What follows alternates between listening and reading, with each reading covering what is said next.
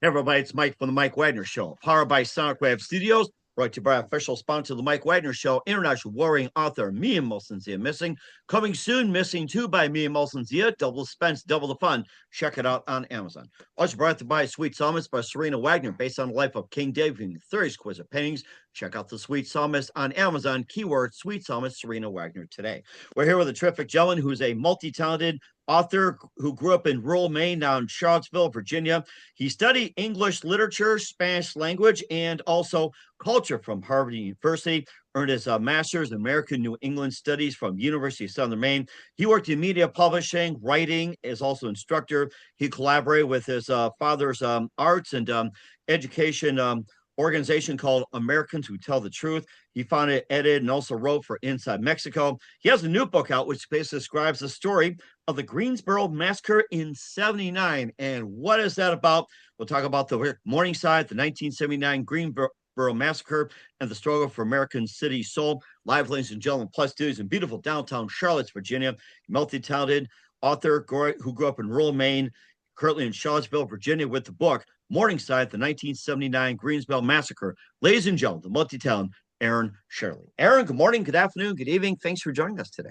Good evening, Mike. Great to be here with you. Thanks for having me. Well, it's great to have you on board, Aran. So you're a multi-talented author who grew up in rural Maine. You're currently in Charlottesville, Virginia. You studied English literature, Spanish language, and culture from Harvard, and you also earned your master's in American and New England Studies from University of Southern Maine. You also worked in media, publishing, writer, instructor. You also worked with your dad in Americans Who Tell the Truth. You also founded, edited, wrote Inside Mexico. You have a brand new book that's up, basically describing the story of the Greensboro Massacre in '79. 5 people were killed, 10 injured in the Death of the Klan March, where activists, milkers, locals gathered at the Morningside Black Public Housing Development. And there was a lot that happened in history as well, too.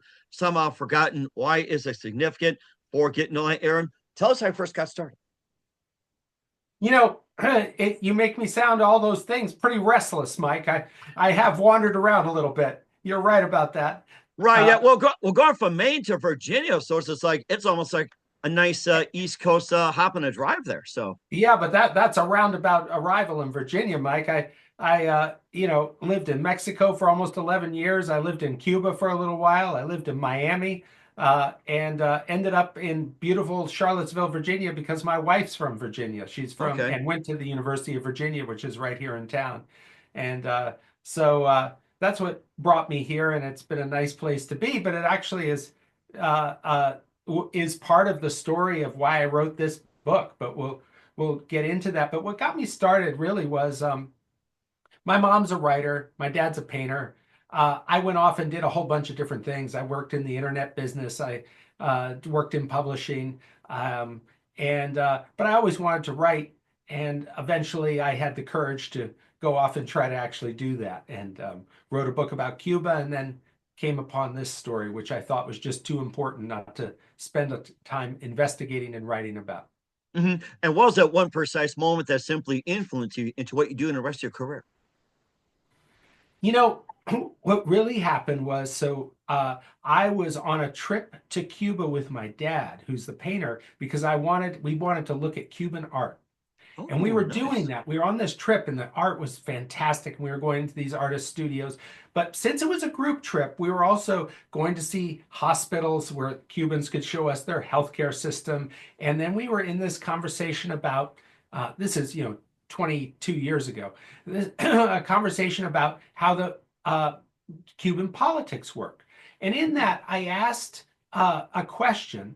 I said, because I'd studied the Spanish Civil War and the Abraham Lincoln Brigades and the internationals who went to Spain in the '30s to fight against fascism and against Franco. And I said, was there anything like that here during the Cuban Revolution in 1957, 58, 59, when the rebels in Cuba were fighting against the dictator Fulgencio Batista, and eventually Castro and his rebels won? And they said, no, there never really was anything like that, but there was this one guy. And his assistant said, yes, William Morgan. And it was like, William Morgan. And the hair stood up on the back of my neck. And wow. I came home with that name and sent a FOIA request to the CIA. And I got back this stack of documents, half of which had been redacted, all blacked out. And I thought, I need to know what's in there. And that was my off and running moment, to be honest with you, Mike. I was compelled to find out the story of this guy, William Morgan from Toledo, Ohio, who became a hero in Cuba during the revolution and then was executed by Castro right before the Bay of Pigs as a traitor. So I Oh was like, my gosh, that had to be something. And what was William Mason doing at the time as well? would you say? What was he doing at the time? Mean when he went to Cuba? Yes.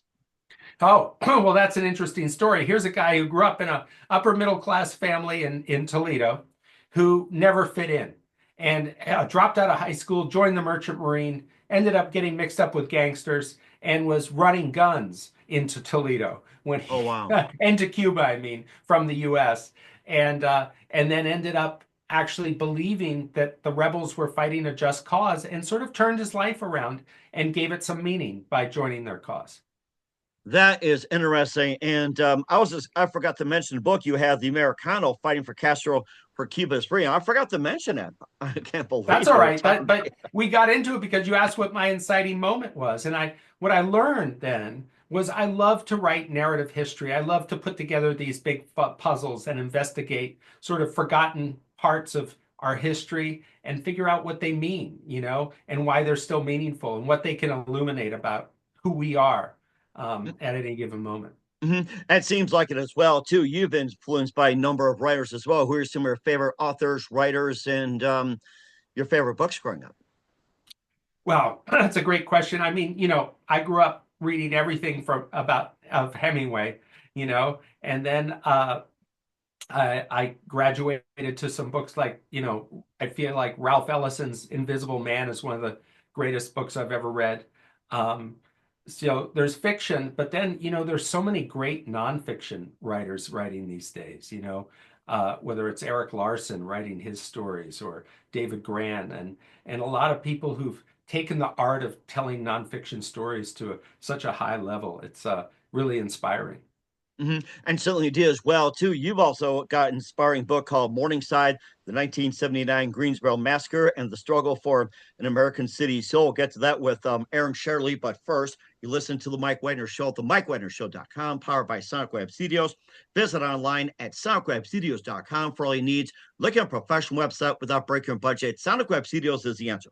Sonic Web Studios offers fast, affordable custom web designs that blow the competition away. Call today, 1-800-303-3960. That's 1-800-303-3960. Or email to sonicwebstudios@sonicwebstudios.com. Mention the Mike Wagner Show, get 20% off your first project. Sonic Web Studios, take your image to the next level.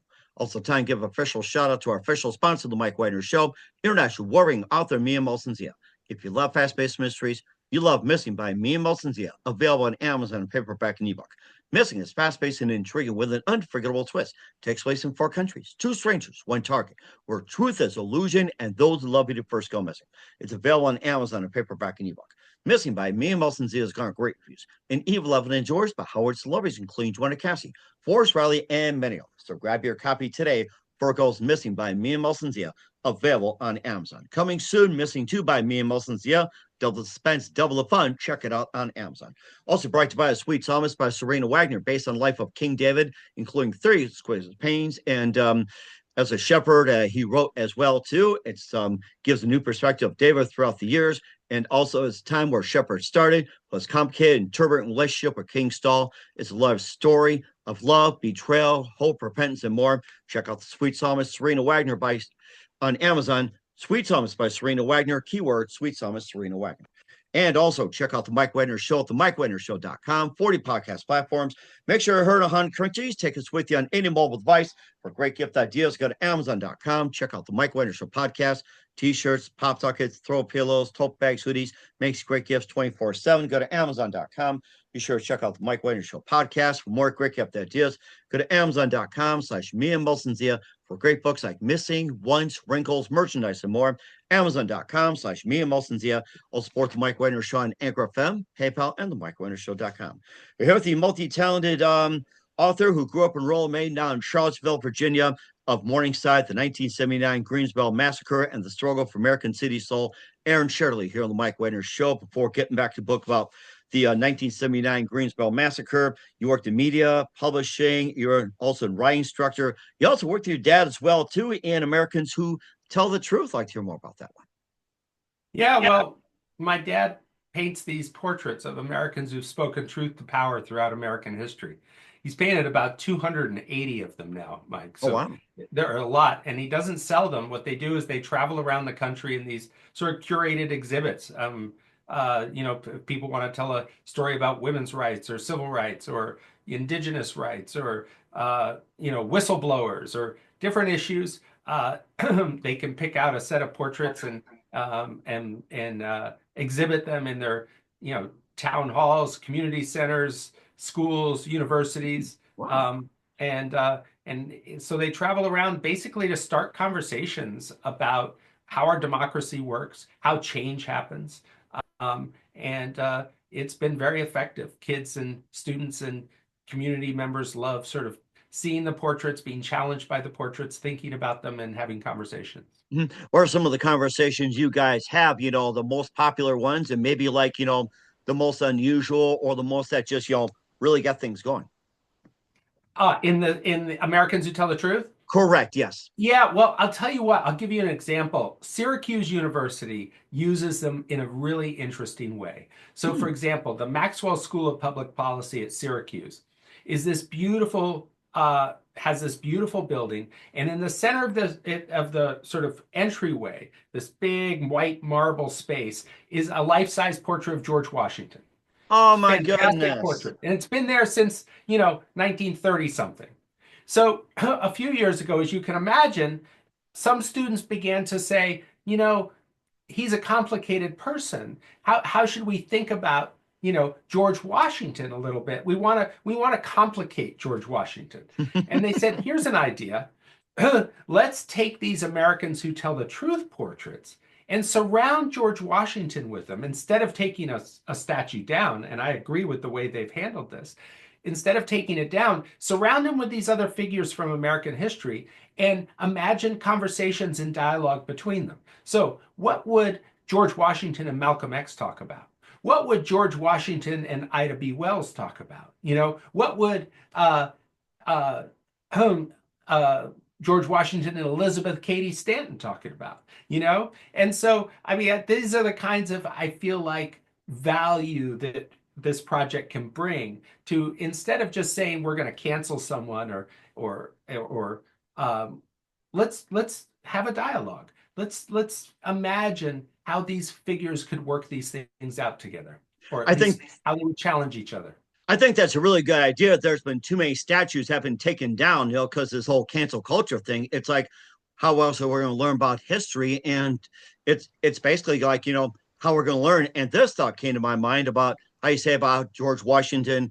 If there was a statue of so and so, you would talk about. I also thought about, what would George Washington have a conversation about, say, Martin Luther King Jr.?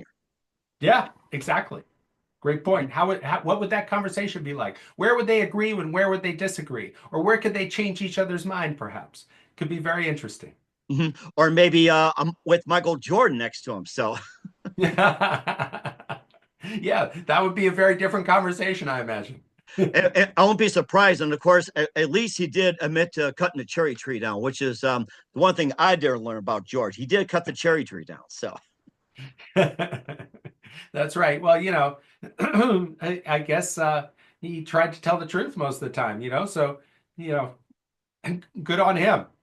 yes, it did. And he also founded, edited, and wrote for Inside Mexico. I think we covered that one, did we not? Or Not really, but inside Mexico, my wife and I, she's a writer also, we had this idea that uh, there are about 1 million Americans who live in Mexico, full or part-time.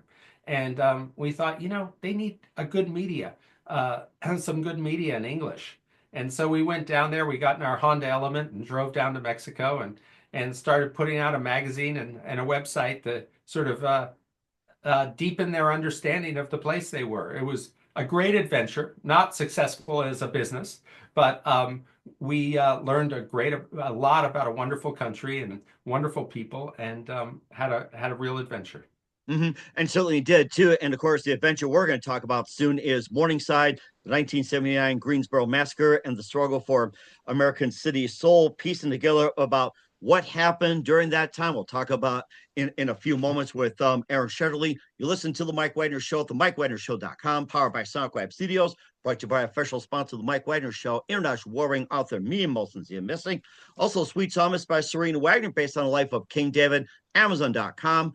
Keyword Serena Wagner, Sweet Psalmist. We'll be back with Lieutenant Aran Shetterly of Morningside, the 1979 Greensboro Massacre, after this timeout.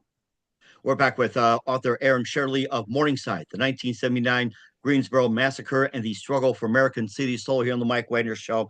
And of course, this is the book which basically describes the story of the Greensboro Massacre. In 79, 5 were killed, 10 were injured in the Death to the Klan March. Activists, mill workers, and locals gather at the Morningside Black Public Housing, and one of them, a key figure, was injured. And a bit more about the story as well and how it all came together.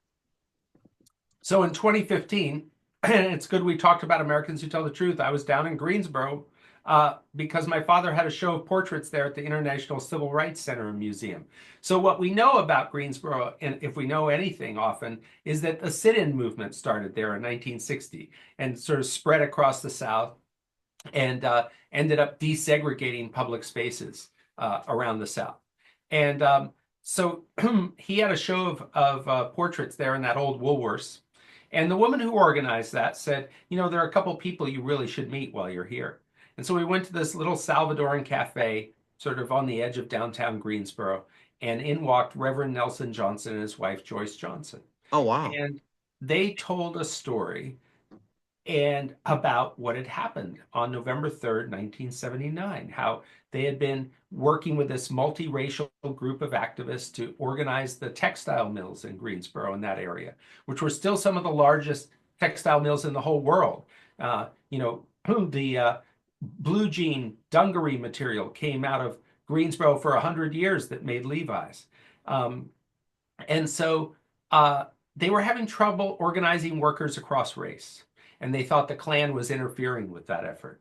And so they decided to have a conference and a march to educate workers in Greensboro about how important it was for Black and white workers to come together to express, their demands to management for better health care, better working hours, better conditions, better, benefits. And as they're setting up that morning of November 3rd, 1979, singing some songs and chanting and getting ready to march, a caravan of Klansmen and neo-Nazis drives up, picks a fight, starts shooting, and in 88 seconds, as you've said, 5 people were dead and 10 injured. No one was ever held criminally responsible for this, Mike. And we're talking about trials that went into the 1980s. And so one of the things, and so I sat there with them and I thought, how do I not know this history? This seems significant. It seems meaningful. And beyond that, they were such extraordinary people. They had such magnetism. They had such compassion. They had such optimism. These were not cynical people. They were people still out there trying to do the work, to work for poor and marginalized people in America. And I thought, wow, I would like to spend some more time with them. So a couple years later, when I had the opportunity to work on a new big project, I went down there and I said, can I basically spend some time with you hearing your stories and researching this history? And they said yes. It was a real privilege of them to say that to me, actually.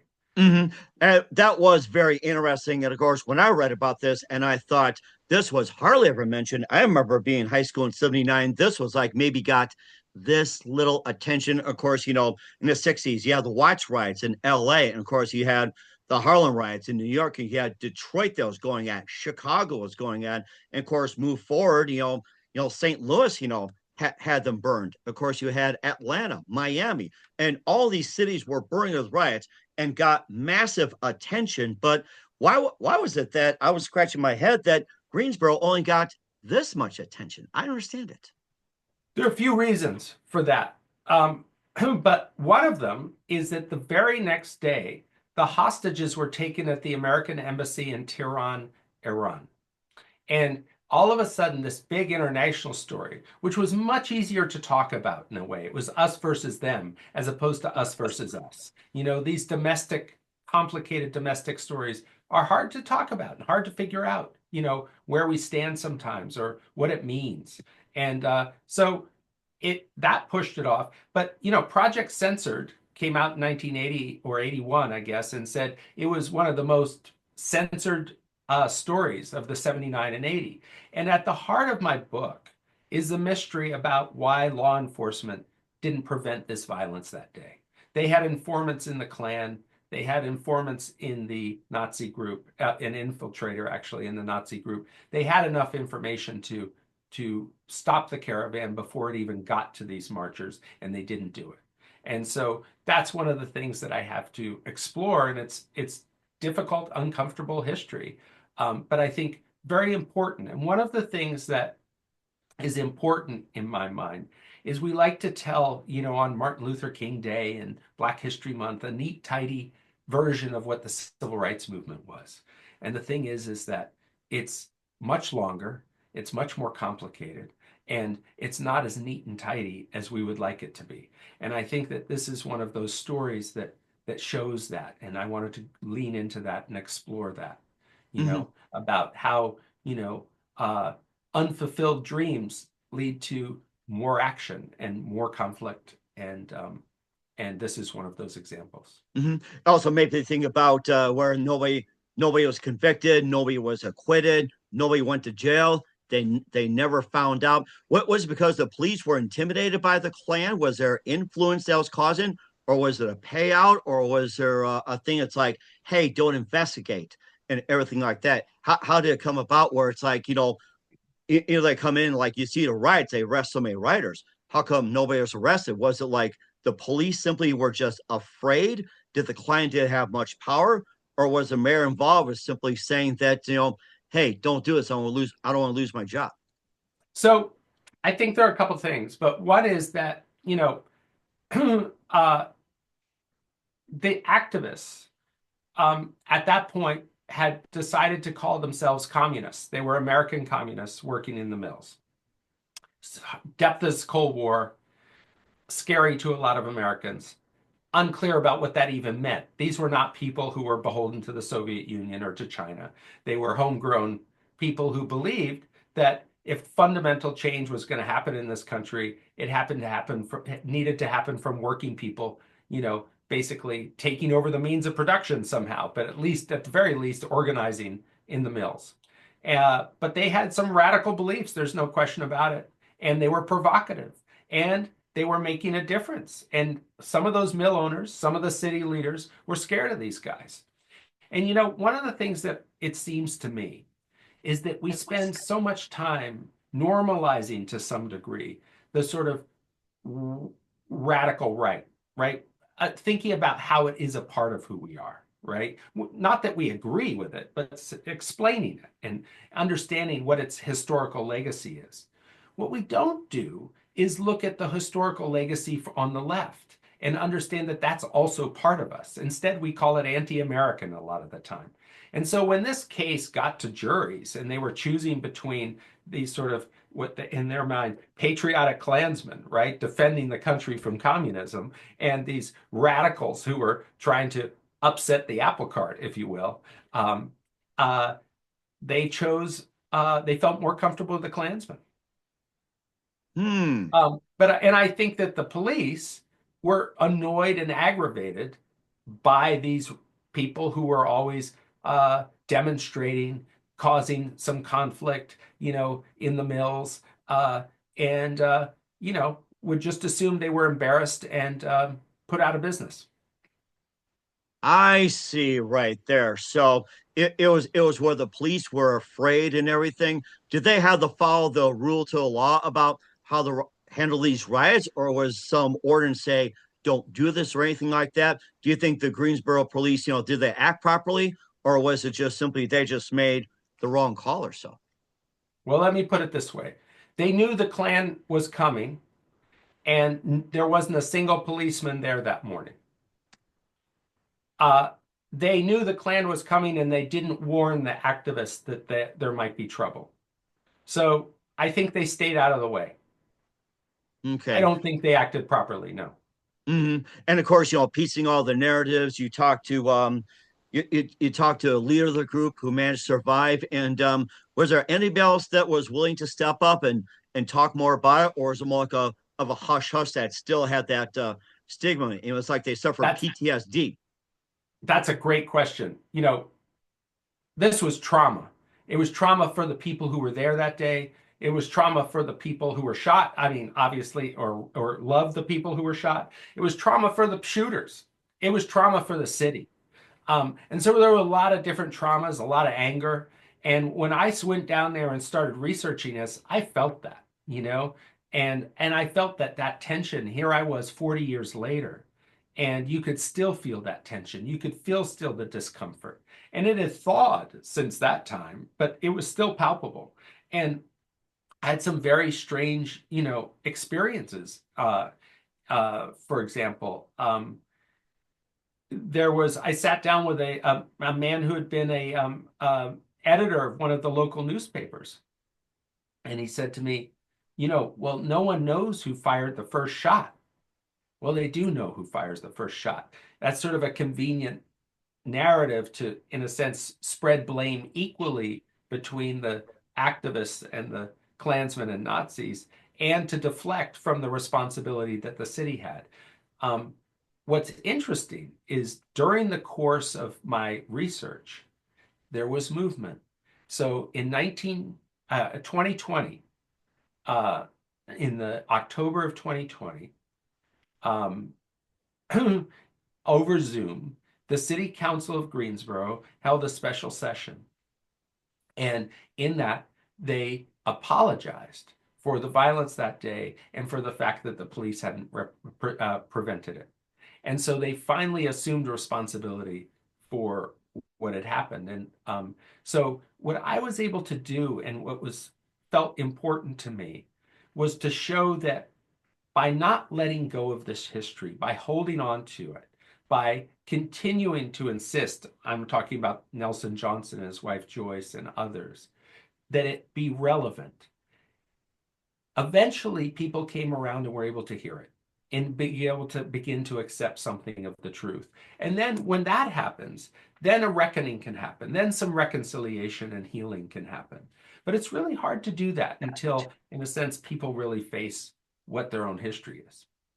And do you think if it were to happen today, do you think this could have been handled better or anything like that, handled different? And do you think people still talk about it's like, how, is it, are we going to learn from it? Is it going to happen again? How do we handle this next time and everything else? Here's one thing I felt about it, which is this event, and other historians have noted this too, had sort of a detonating moment for sort of white nationalism and Christian nationalism, that it became a flag in the a planted flag to some degree for those folks. And these guys who did that shooting became heroes and went around recruiting white nationalists around the country. So the point I'm trying to make is there was no accountability, right? No one was held criminally responsible. No one went to jail. These guys felt impunity. They felt empowered. They felt that they actually had people behind them. And I tell you, that has a long legacy. So when, Dylan Roof, you remember that guy who walked into the church in Charleston, South Carolina in 2015. I remember that. Boom, boom, boom, boom, boom, all across the board. Horrible. Oh, He was inspired in part by this Greensboro massacre. So when I was working on this, a good friend of mine that I went to college with said, Aran, you have to remember bad ideas travel too. And the thing is, I feel like we're seeing some of that today in our country. It's like if we don't hold bad actors accountable, they come back stronger. And I think that's a really good point you made as well, too. It made me think of, Kyle Rittenhouse, what happened around Kenosha, and also thought about one of the guys, I forget his name, started shooting in Highland Park, Illinois. And it's almost like that they kind of took that, what happened in Greensboro, and kind of made their playbook, sadly. Exactly. Yeah, yeah. Yeah, these guys know their history. They know about these events. And they talk about them, you know. Okay. And what can we do to prevent this in the future? And what do you want readers to get from the book? I think that the journey that Greensboro has made is a significant journey. It's made a journey through this, dealing with this difficult history and trying to face it in different ways. And one of the things they did along the way was they held a truth and reconciliation process in Greensboro to really bring the community together and have a heartfelt conversation and listen to all the different voices and produce a report that was hugely helpful to me as I wrote this book. But I think that what I hope it does, there isn't a community in this country that doesn't have some skeletons in the closet or hard things that have happened. It's not always about race, it's about class, it's about different things that have happened. And they're hard to talk about often. And I think the example that Greensboro gives is that by insisting that it be talked about, actually progress can be made. I hope that people take that away. I also hope they take the inspiration of the Johnsons, who are at the center of this book, as these people who have kept searching for ways to improve the lives of the marginalized and poor among us, and they stopped being communists after this. They sort of chose a more liberation theology, Christian path to do the same work, really. And I'm so inspired by their relentless struggle to make this country more democratic. And I Hmm. hope people will take that away. And do you think this will ever level with Martin Luther King trying to achieve peace and everything like that? They call their center now the Beloved Community Center. It's a phrase they took from Martin Luther King, right? It was this ideal of a community that really embraces itself, and all its diversity.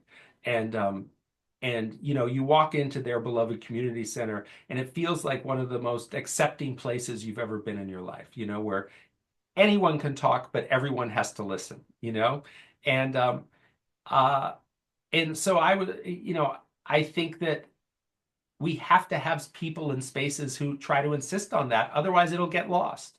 And these are people who've spent, years and years holding on to that dream.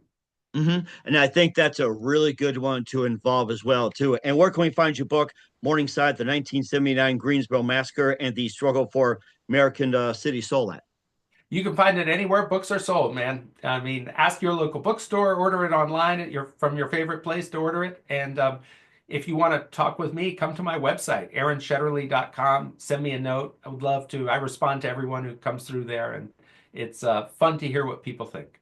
All right, we'll certainly do that as well. We encourage everybody to buy the book. We're here with the multi-talented author Aran Shetterly of Morningside, the 1979 Greensboro Massacre, and the Struggle for American City Soul, and Mike Wagner Show. Aran, just a few more things. What else can we expect from you in 2025 and beyond? From me. Yes. Well, I'm very excited actually. I've got a new project in mind. It's takes me back to Latin America, back to Mexico, and it's a very interesting, underreported but very dramatic World War II story set in Mexico. So I'm really excited about this one. I think people will be interested. Mm-hmm. And we're certainly interested. We'd like to hear more about that. And who do you consider biggest influence in your career?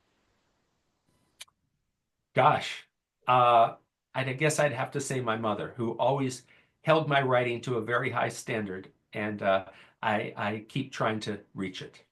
Okay. I think that's a really good one to understand. And what's the best advice you can give to anybody at this point? Follow your dreams, but realize often that it'll take a lot of hard work, and there'll be moments of great doubt, but work through that, and you can achieve amazing things.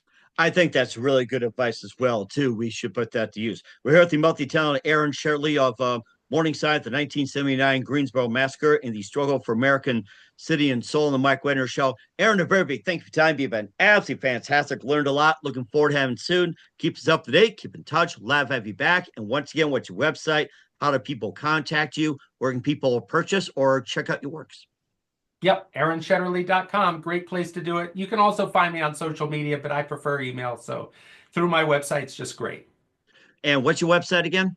AranShetterly.com. ARAN Shetterly.com. All right, we'll have everybody check it out. Once again, Aran, very big thank you for your time. You've been absolutely amazing. Learned a lot. Looking forward to having it soon. Keep us up to date. Keep in touch. Love having you back. We wish all best. And Aran, you definitely have a great future ahead of you. Thanks so much, man. Great to be with you.